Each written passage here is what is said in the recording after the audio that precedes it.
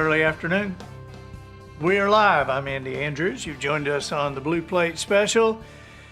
We are broadcasting across the world and across Orange Beach, Alabama. We're here in the financial district of Orange Beach. It's a sunny day. We're in the skyscrapers. We're on the top floor of the tallest skyscraper in Orange Beach. Dina Kilpatrick. Hello. How are you? Marcy Crosser-Taylor. Hello. And Dina, thank you for sharing. Happy April Fool's Day to you. Dave Huco, winter coming back in Minnesota. God almighty, you need to get out of there. I'm just saying, it's sunny, 120 degrees here, dry, but you're in Minnesota. Okay. Well, the Lady Makos have a game tonight. They had a game last night. Won it in 2.5 innings, 15-0. Christy Woods, hey, my sister, how are you doing? Have you played any tricks on anybody today? It's just afternoon. If you haven't, you're like way behind. I mean, I'm just saying. I've already. Sonia, did you get? Yeah, okay, yeah. I got Sonia. I got SB, but I don't know if SB's found it yet. She has? Okay, all right, good, good. So, what we want to do today is I've gathered a bunch of great, really great April Fool's Day pranks that you can still play today, okay? We knew we were doing this today instead of like days ago, so I didn't want to make you some elaborate recipe. We wanted to give you something you could pull off today. But first, we wanted to play you as just a bonus to this particular broadcast. We know a lot of you are not on wisdomharbor.com for some reason, and wanted to play you the April Fool's Bet You Didn't Know from Leslie Ann Tarabella. Matt, have we got that? All right, let's watch it. No, we'll be right back.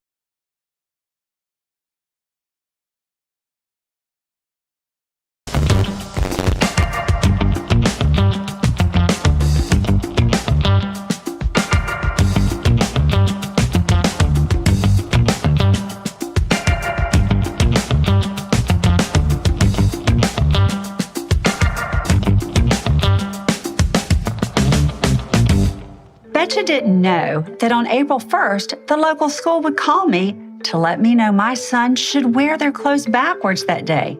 Quick, get up! It's backwards day at school. The boys only fell for it that first year when they were young, but after that, they knew to wait for me to shout, April Fools!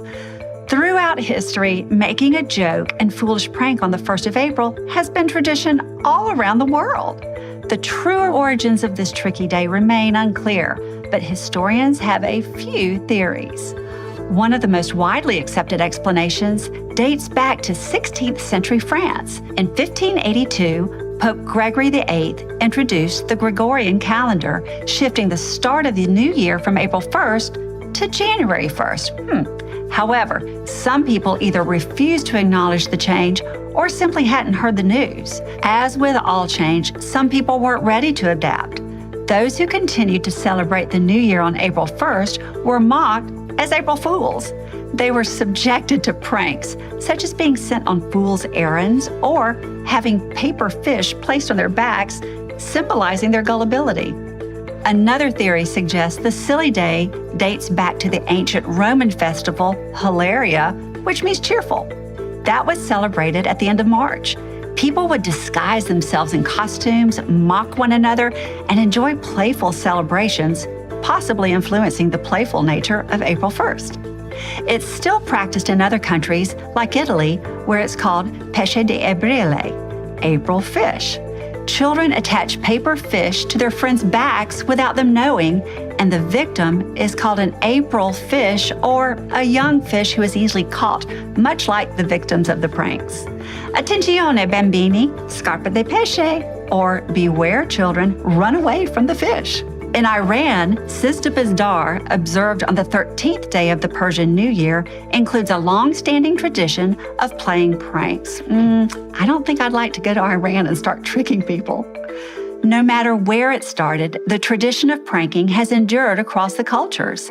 In the United States, light-hearted tricks are played among friends, families, and colleagues, often accompanied by triumphant shouts of "April Fool!" Throughout history, the holiday has inspired some truly legendary pranks. One of the most famous occurred in 1957 when the BBC aired a report about Swiss farmers harvesting spaghetti from trees. The last 2 weeks of March are an anxious time for the spaghetti farmer. There's always the chance of a late frost, which, while not entirely ruining the crop, generally impairs the flavor and makes it difficult for him to obtain top prices in world markets. But now these dangers are over, and the spaghetti harvest goes forward.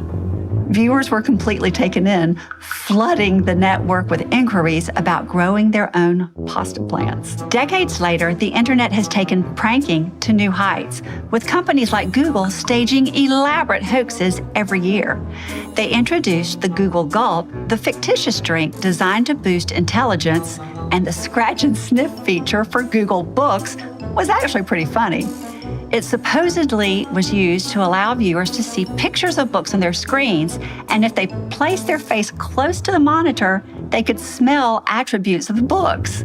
The gullible did as they were told, but when they clicked the help button, they were directed to a page about April Fool's Day. Perhaps the most enterprising April Fool's prank of all time took place in 1974 in Sitka, Alaska. Local prankster Oliver "Porky" Bicker spent years planning a fake volcanic eruption. On the morning of April 1st, he and his crew flew a helicopter over the dormant Mount Edgecumbe, igniting a pile of burning tires inside the crater. A massive plume of black smoke billowed into the sky, sending the town into a panic until a closer look revealed giant spray-painted letters spelling out April Fools. Now that's commitment to a joke. While Porky had remembered to loop in the local fire service and law enforcement, he had forgotten about the Coast Guard, which prompted them to fly over the site to survey the situation. And there above the burning pile is where they saw the message, April Fools. No fooling, that one really happened. Betcha didn't know that.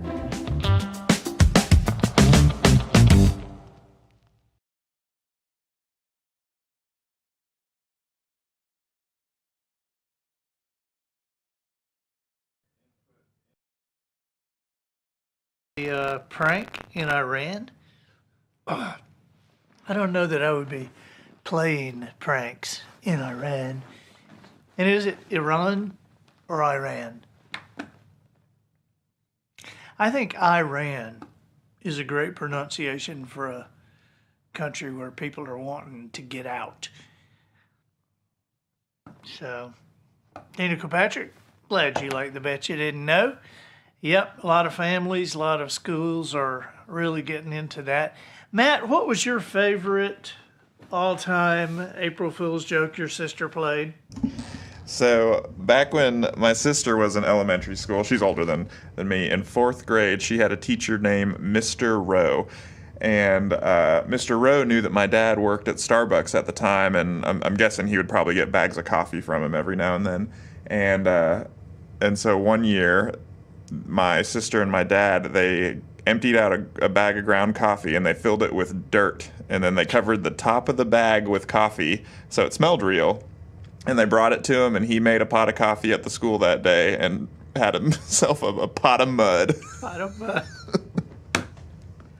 Oh, and I guess he couldn't gripe about it too much because then he knew he'd be cut off forever.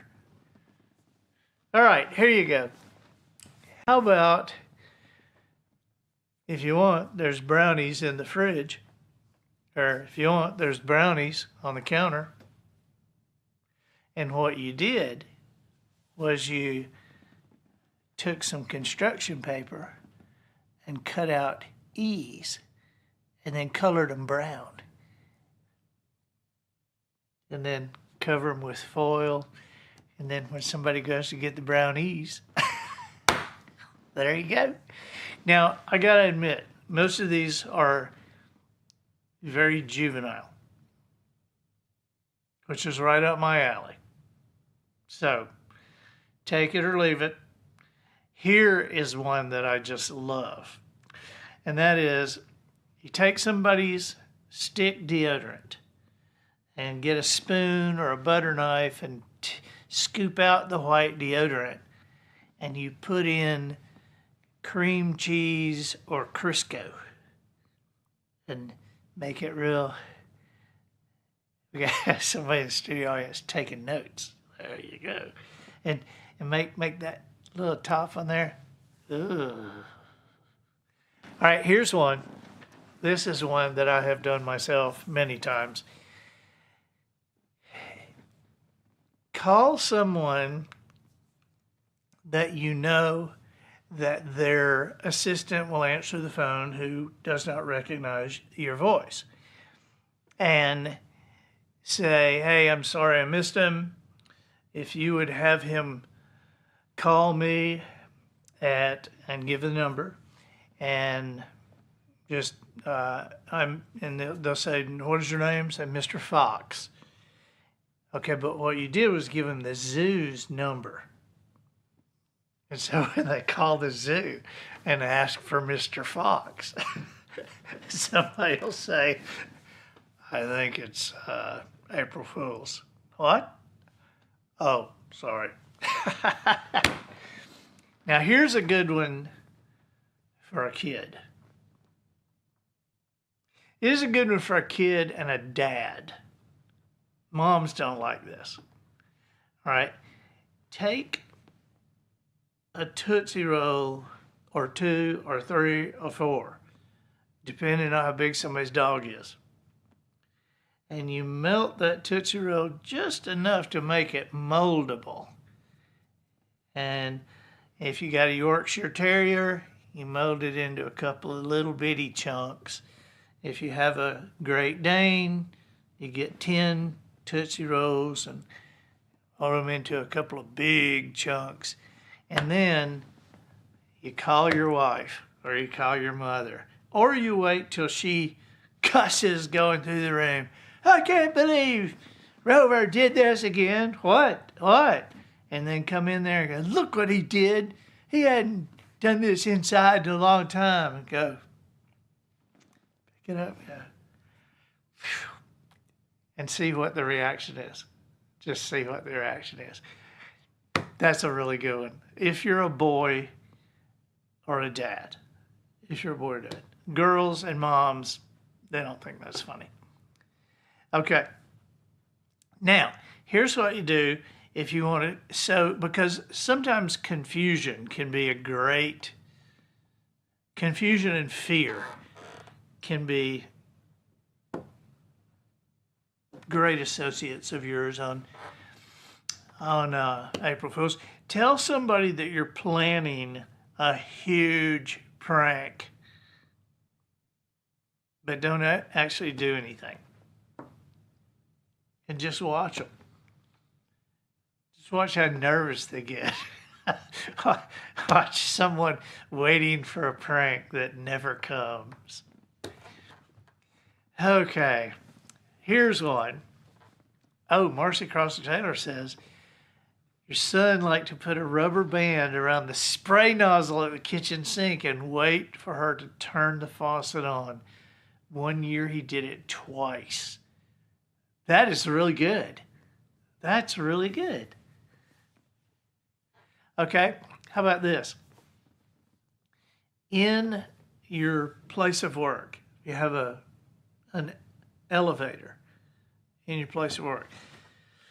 Print out, get the building's, what do you call it, their logo, and print it out on some official looking paper and write out an apology, just in a short apology note for elevator problems, and give the instructions on how to make the elevator work properly. And so, like if your office is on 9, and just give a couple of examples like this, say the one number will not work. It takes 2 numbers to get to your floor. So, for instance, if you're on floor number 9, press 6 and 3, or 5 and 4. And then if you're on, 8, press 7 and 1, or 4 and 4, or 6 and 2. And just watch people getting off on the wrong floors. Okay, this is probably a lot funnier to me than it is to you. But I love this stuff. I just love this stuff. A German grandmother made a special original version of what looked like Oreos. Okay, so this was an original prank that I think we can all take care of.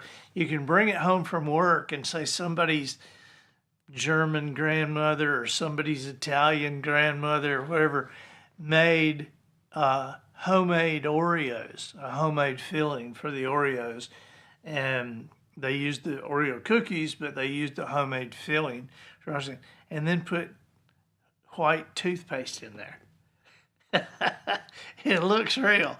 And man, to watch their face, make sure you have your camera, your video camera on as they're biting into that Colgate Oreo.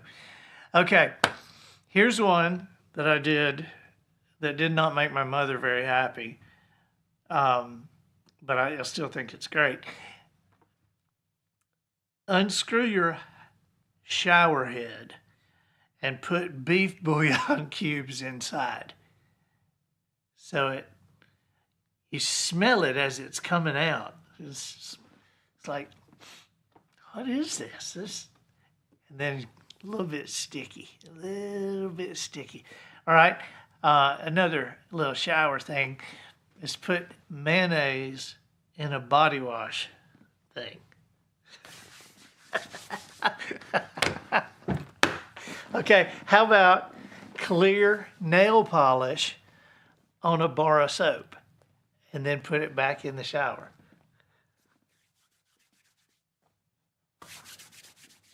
Well, this is not suds enough.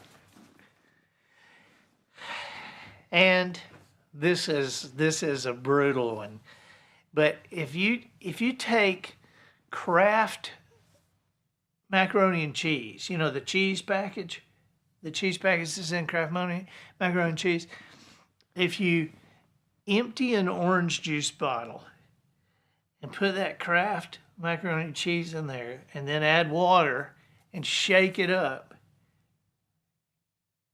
it looks totally normal. It looks like orange juice, but it does not taste like orange juice. Now, Sonia told me that a good prank to do was to take her mouse on her, on her desk and tape a piece of paper over the little thing that sees and tape it over there and write April Fool on it. And then my mouse is not working. Okay.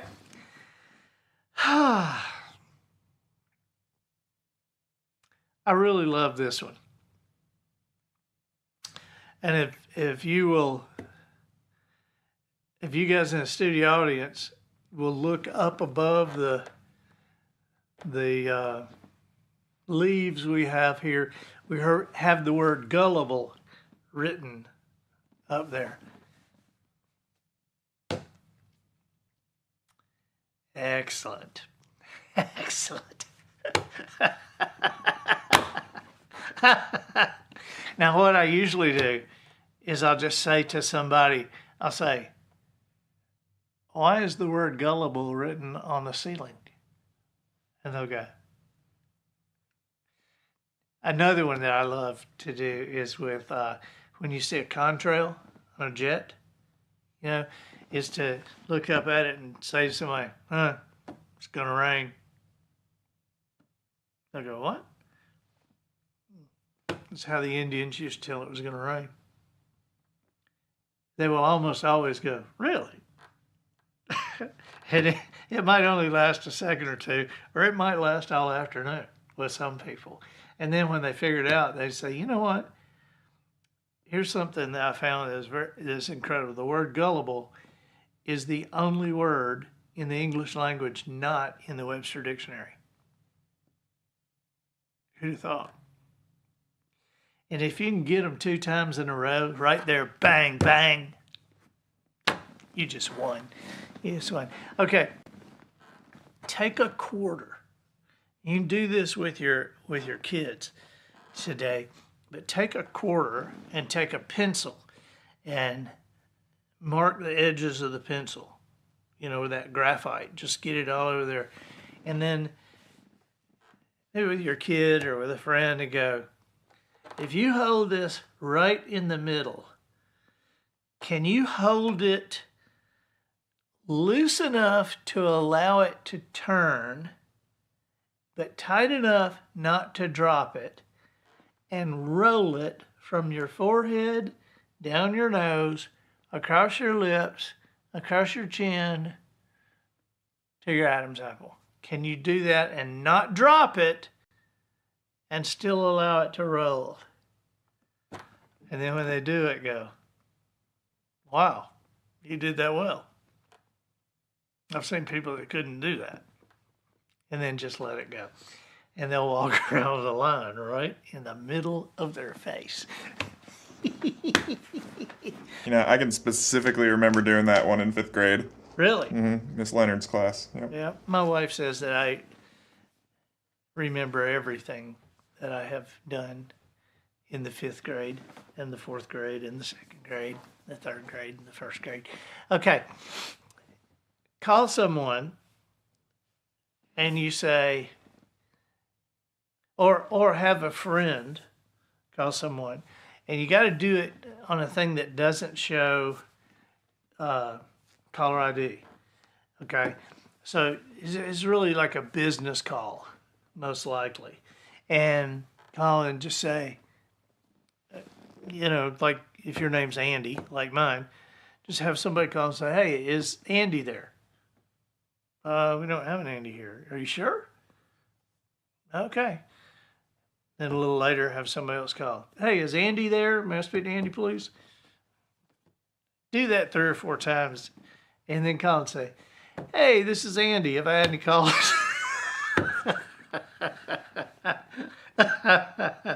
All right. Here's a couple of my absolute favorites to end the day with. Get a harmonica at, you can get them at Cracker Barrel. They got these cheap little harmonicas. And get a zip tie and zip tie a harmonica with the blowing end forward. Zip tie it on the luggage rack of somebody's car, with the airflow facing forward. It'll drive them nuts because they can hear just a little bit inside. They can hear it, and then they'll roll their window down and they'll really hear it. And it's a good one. It's a good one. You can even put a little tag on it that says April Fools. Okay, 2 last great ones. Now, you may only get away with this. It's turkey season, so you may only get away with this at hunting camp, or if you have somebody in your family who wears boots. Grab me an empty water bottle out of the snack room. You're going to love this.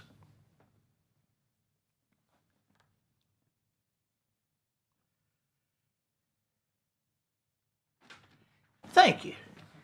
I have only found one good use for these hugely thin plastic bottles, because they're so thin they don't even stand up anymore. You can't get them to stand up. But if you take one of these and put it down in somebody's boot, just out of sight in their boot, these things are so thin that when they jam their foot in the boot, it sounds like this. And it will freak them out. They will come out of that boot really quickly. I mean, that's a scary sound when you don't know where it's coming from. That is a great hunting camp joke. I'm just telling you. All right, now here is the very best one that I know. This gets an insane reaction, and you can even do this when it's not April Fool's. Okay, what you do is you got to set this up in your office. By doing that a couple of times and letting somebody see you and them saying, "You okay?" You go, "Man, it's like I've got an earache or I've got something in my ear. This is driving me crazy." And let that go for a while. Maybe go through and let them see it again. Do your little performance for your group or for your mother. Mothers and sisters, this one destroys, okay? Teachers, you boy students.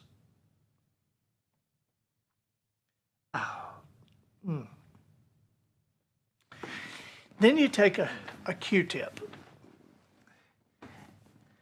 and you put some peanut butter on your Q-tip. And then you have the Q-tip kind of laying back where they can't see it. And the next time they see you, you got your hand up like this with the Q-tip back in it where it can't be seen. And you go, ugh, ugh. They go, "What?" You go, "This just came out of my ear. What is this?" And they'll look at it and go, "Oh my God." And then you go,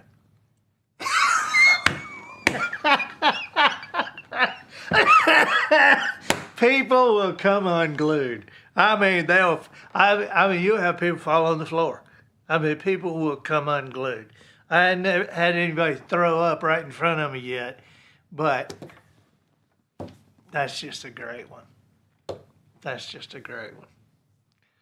If you like that kind of stuff as much as I do, you'll be trying all of them today. So let me hear from you. Let me hear what you did. Let us know on Facebook or X or Instagram. Just let us know how it worked. And you're welcome. We're not going to be on this Thursday. And why are we not going to be on?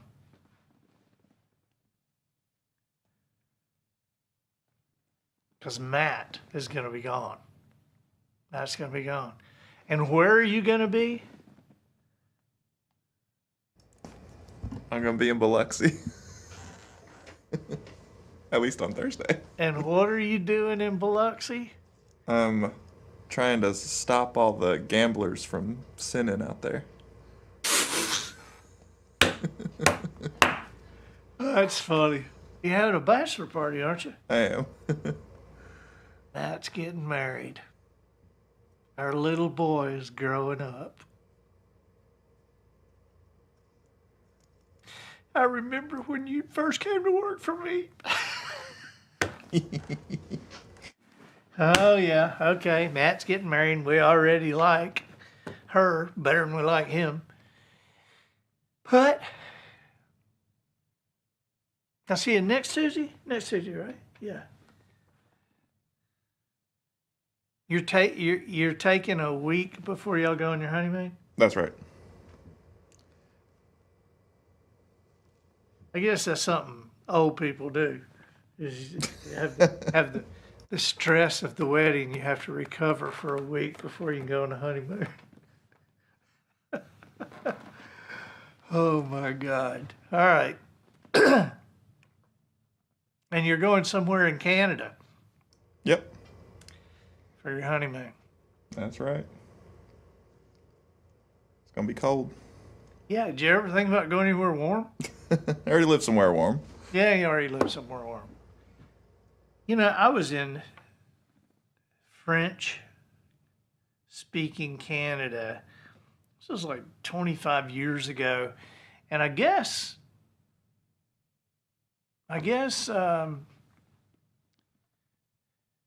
what's that kind of root beer that's like really, really good root beer? Like Bards? IBC. Oh, IBC. IBC. And it comes in those brown bottles, you know. And I guess IBC was not a big deal then, but I was up there with Kenny Rogers, and I was walking around, and these two policemen stopped me and said, "No alcohol allowed in public." And I said, "It's not alcohol."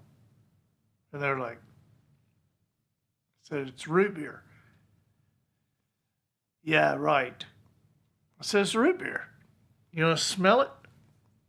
One of them smelled it. He goes, "Go on your way."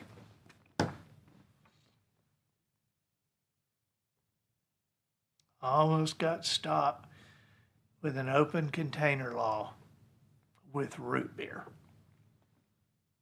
If I'd have had peanut butter on a Q-tip, I'd have gotten that cop. All right. Have a great time. April fooling the people you know. And we'll see you next week. Bye-bye.